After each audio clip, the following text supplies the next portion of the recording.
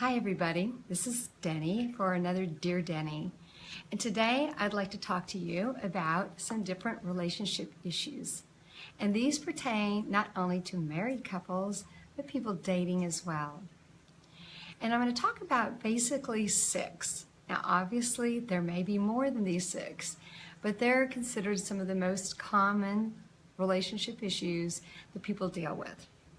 Now what I'm going to ask is, I'm going to talk about some different solutions, but I would love to hear how you may handle some of these relationship issues. If you've got suggestions, things you've come across that work, because they may be some wonderful things out there that nobody else has come across. So I love sharing and I love to hear what you have to say. So one of the first ones that is a major issue in a lot of relationships is communication. And once communication becomes an issue, you can't talk, there's an issue all the way across because it just starts cascading into problems. So if you're in a relationship and you're not communicating and things start to fail, you have to make an effort to set aside a time to try to work through it. Now, if you don't know how to communicate, and you're not sure about styles, there's a lot of information out there that can help you do it. And if you've looked at some of the other videos, I've got a great video on Dear Deni that you can look for to talk about communication strategies and the best way to do it and what not to do. The first thing you don't want to do is the 4 horsemen, okay? Go someplace public, sometimes going on a date where you're not going to yell, and try to make sure that you're using things that will make sure that you're not offensive towards the other person, and listen to what they say. So if you can't get communication in your relationship between the two of you using different techniques you come across, then seek help. Go to a relationship counselor, go to somebody that is going to be able to help you learn to communicate with each other. Now again, I'm going to ask you for some advice on ways you found to improve your communication in your relationship when you were struggling. So please give me some input on that. Number 2, in relationship issues that couples have, both dating and marriage, is money. So you may think that is something that only married couples run across, but that's not true. In dating, it can even start there.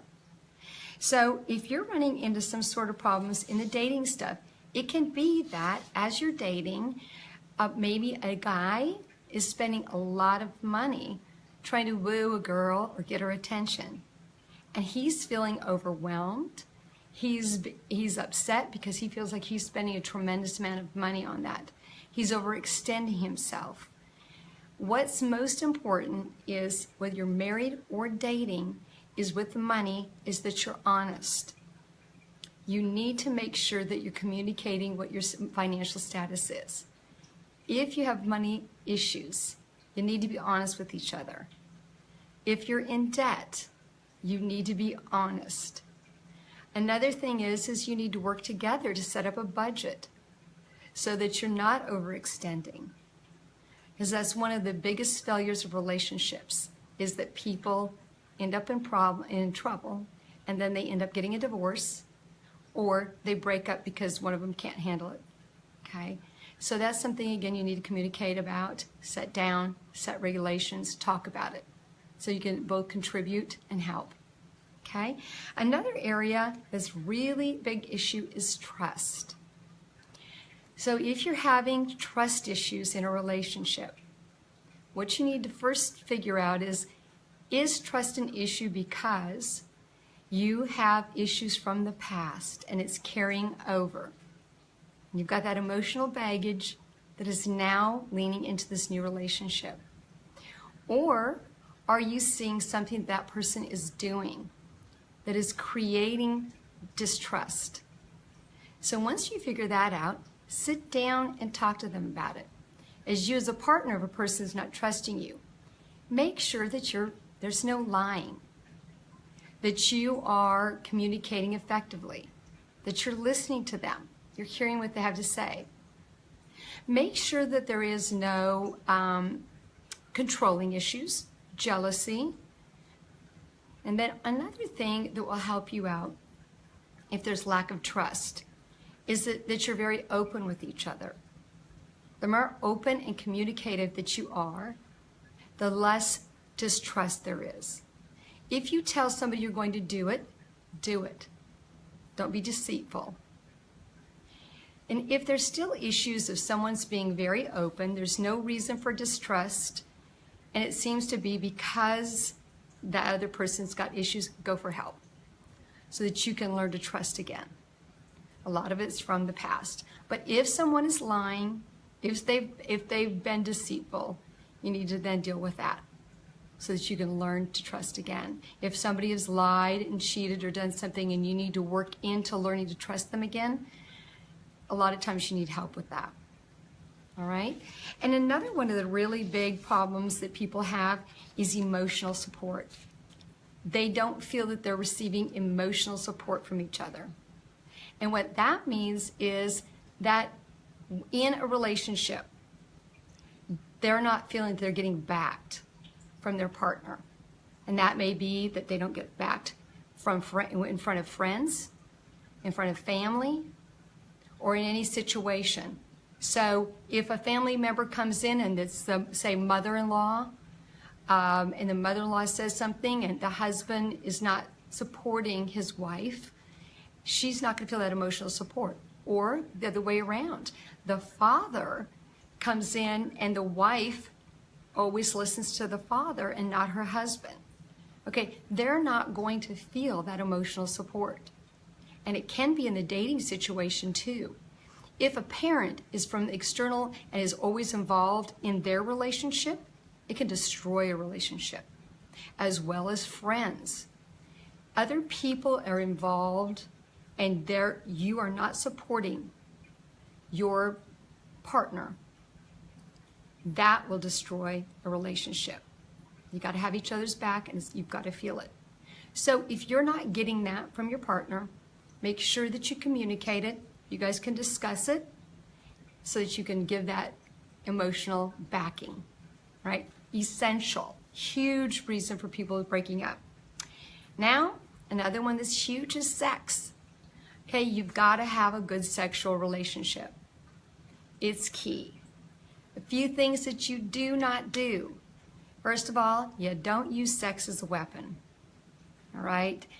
You also don't use it as something that you put off. It's not something that you are always too tired, kids are always in the way. It's not the thing that comes the last. It's really important building a healthy relationship. Another thing that's really important, spice it up. If you've been together for a while, make sure that you take time to make it exciting and interesting and change, because you want it to be like you're dating and you're adding lust and attraction, because we talked about that in one of my other videos. Lust and attraction, it's like cocaine to the brain. You want to spice it up, make it exciting, do it differently, okay? So make that and take care of yourself. A lot of people who've been together for a long time, they don't take care of themselves any longer. Then they get a divorce. What's the first thing they do when they get a divorce? They start exercising, start getting in shape. They go out and they get, surgery so they look better. If they took that time in the relationship to get sexy and to buy all the little lingerie and do all that stuff, the marriage would probably be a whole lot better. Do it while you're together. It's a very important part of the relationship. And be romantic, guys.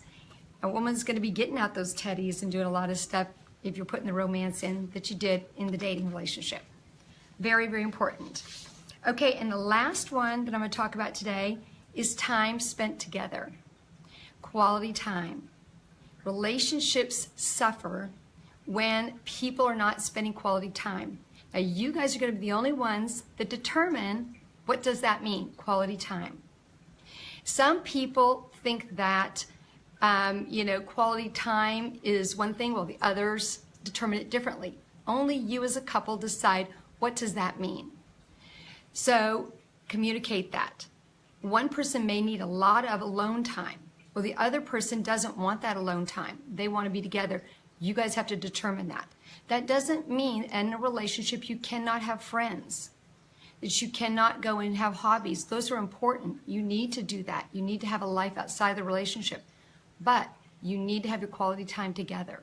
And everybody's got jobs, careers, they have their, and even a stay-home mother, that is your job. That is a career.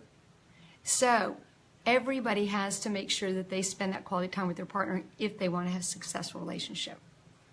Again, I would love to hear, what do you see in relationships where you see a problem, and how did you guys solve it? Or if you didn't get it solved, let's write it down and let's come up with a solution. We would love to hear about it. Thank you so much for stepping in and listening to me today. Looking forward to any kind of input you can give me. Thanks again for joining me with Dear Deni. Bye.